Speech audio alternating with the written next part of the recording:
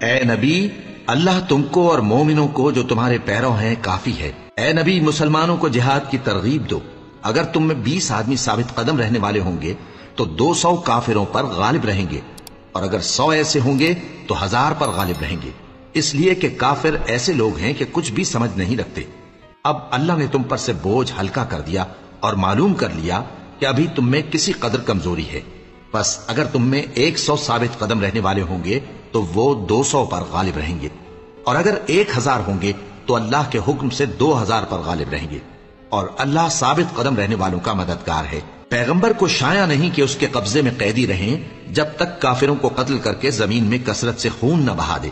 تم لوگ دنیا کے مال کے طالب ہو اور اللہ آخرت کی بھلائی چاہتا ہے، اور اللہ غالب ہے، حکمت والا ہے۔